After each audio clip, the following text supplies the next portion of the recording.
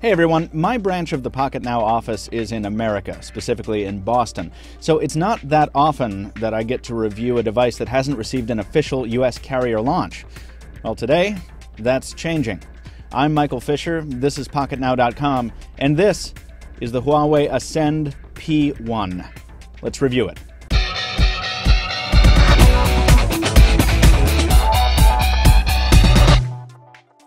It's kind of tough to know where to start with the P1. It was announced back in January, officially released in May, and flanked and somewhat overshadowed by the announcement of other Huawei devices like the Quad and the P1S. So the P1 just kind of slots in right in the middle there. It's part of Huawei's attempt to break out of its budget phone reputation, but it's not the best of the pack, so it's kind of a weird phone to try and classify. Let's take a hardware tour here. The P1 stands out from the pack through sort of sheer force of restraint. It's a very understated device. It packs a 4.3-inch display, which seems impossibly small nowadays, maybe a testament to how ridiculous the jumbo phone phenomenon has become. Down below, even though it's a phone designed for Android ICS, we've got the persistent capacitive buttons for home, menu, and back. Up above, the Huawei branding, barely visible there if we can get some light on it, the earpiece grill, and the lens for the 1.3 megapixel front-facing camera. There's also a notification LED hidden behind the speaker grill, which I always like to see. And I should mention that while this device is black, there are other color options available, such as white and pink. So while we're here, let's go ahead and briefly cover what's under the hood. The P1 is powered by an OMAP 4460 chipset, a dual-core Cortext-A9 CPU running at 1.5 GHz.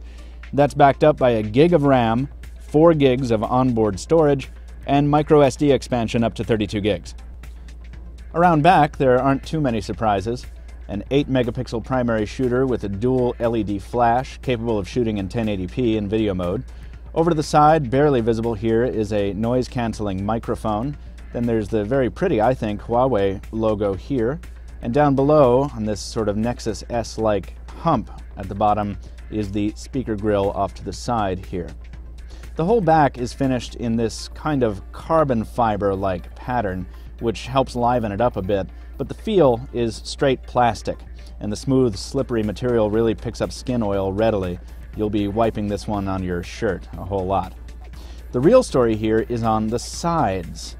Every time I let somebody hold this phone, they remark at how slim it is, and that's for good reason. The device isn't as slim as the forthcoming P1S, and it doesn't quite get down to the Motorola Droid Razr's 7.1 millimeters, but at 7.7 millimeters, it's definitely one of the thinnest smartphones out there. Because it's such a slim device, though, it feels better in the hand than the wide Droid Razr does. I'm talking about slimness on the face of the phone. It feels really great in the hand. On the side here, we have the micro SD card slot, the standby key up on the right-hand side within easy reach of a thumb if you're right-handed. Over on the left, we just have the volume rocker. Down below, just the microphone.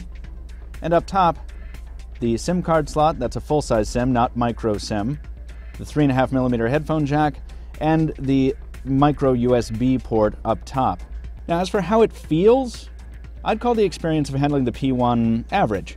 Huawei has sealed the 1760 mAh battery inside the device, which will be a downer for some of you, but that, plus the Corning Gorilla Glass up front, results in a casing that's very rigid. There's no creaking or flexing here. The phone feels solid. Let's talk software for a minute.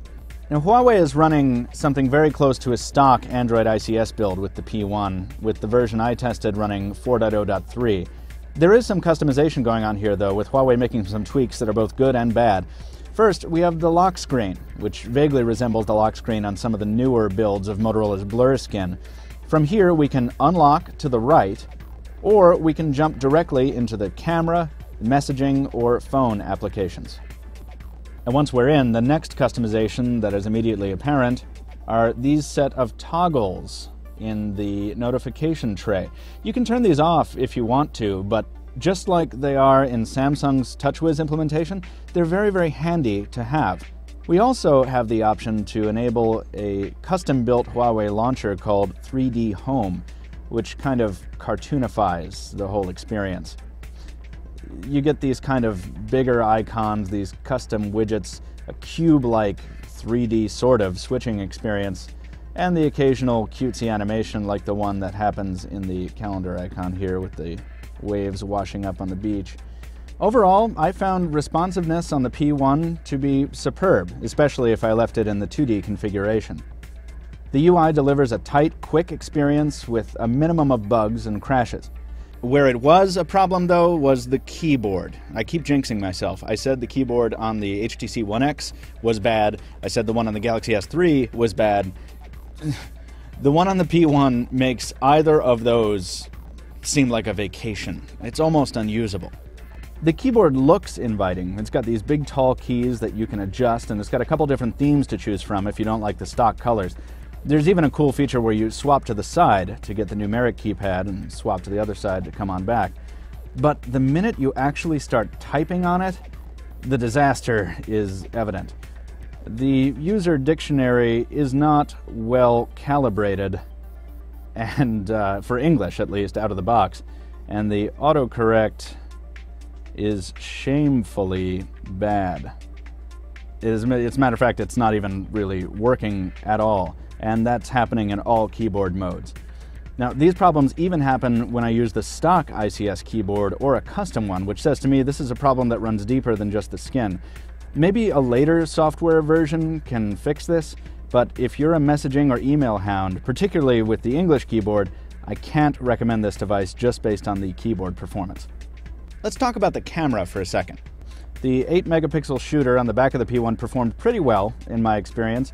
Given enough light, images were sharp and crisp and had good color saturation and all that kind of stuff. Lower the light a little bit, though, and you get a lot of noise that starts to creep in, with the camera's focus also suffering as well. There's also a bit of shutter lag that will cause some blur if you're not keeping your hands terribly steady. More so than on other devices I've tested recently. There are the usual array of fun features like burst shot and panorama mode, and they work fairly well. Overall, the camera experience is decidedly average. I tested the Ascend P1 on AT&T, primarily in and around the greater Boston area, and in keeping with the theme of the day, the P1's performance was, well, right about average. Voice calls were clear and crisp in my testing, with the usual smartphone caveats. Speakerphone performance was a little on the tinny side, and earpiece volume could have been a bit louder. Callers said they could hear background noise from a busy city street, indicating that either Boston is noisier than I realize, or that noise-canceling mic on the back isn't doing as great a job as it could. Reception was fine over HSPA, and even Edge when I ran into a few coverage holes up in Salem. Battery life was acceptable in my tests. The device should get average users through a full day, though power users will want to keep a charger handy. I didn't run into any problems either in the stock browser or in Google Chrome, both of which loaded sites just fine and did their jobs as well as they should.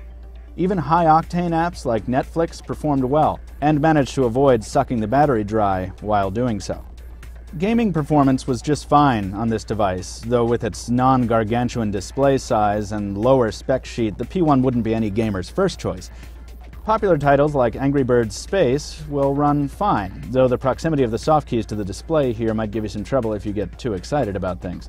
Now, as far as more graphically intense games, my go-to tester, X-Plane, might not be the most graphically intense game of the bunch, but it's still pretty beefy, and the P1 runs it just fine. You can see the full array of benchmarks in my full review at pocketnow.com. So for my first Huawei phone, the Ascend P1 has done okay. It's a pretty average phone. It's got a lot going for it, and it's also got a few strikes against it. I like that the phone feels slim and slender in the hand, without feeling too cheap or chintzy, and I like that it fits easily in the pocket. I like the carbon fiber-like pattern on the back. That, along with the phone's slimness, helps it stand out. I like its display, which isn't the best, but certainly isn't the worst. I like its snappy UI performance, its reliable software, and the useful tweaks that Huawei has built into Android ICS. In fact, I like its software performance overall, and most of the time, I like its camera. I don't like the use of the old-style capacitive keys, or the cumbersome way Huawei requires you to pull up the multitasking display. I don't like the hard corners of the device, which aren't comfortable in the palm or against the ear if you're talking on the phone. I hate the keyboard, no matter which one I'm using. And I don't like that the camera needs ideal conditions to deliver good results much of the time. Finally, while I don't really dislike its hardware design overall, I don't really like it either. While it's slim, it's very middle of the road. And really, that's what defines much of the Ascend P1 experience. I mean, besides the keyboard, it doesn't really do anything terribly, but it doesn't do a lot in an exemplary fashion either. It's a very average, very mid-range, very unremarkable device. So, if that's what you're in the market for, and you value a very slim Android phone experience, then the Ascend P1 should do you just fine. I give it a 3 out of 5. This has been Michael with PocketNow.com. Thanks for watching our review of the Huawei Ascend P1. If you like what you saw, give us a thumbs up if you would here on YouTube. If you have something to say, please leave a comment at the post on PocketNow.com. That's where our full review lives, and you can read our entire review there if you want to get more detailed about things. You can follow us on Twitter at PocketNowTweets. You can follow me on Twitter at Captain2Phones. That's Captain, the number 2, Phones. And stay tuned for the next video. It's coming soon. Till then, thanks for watching. We'll see you next time.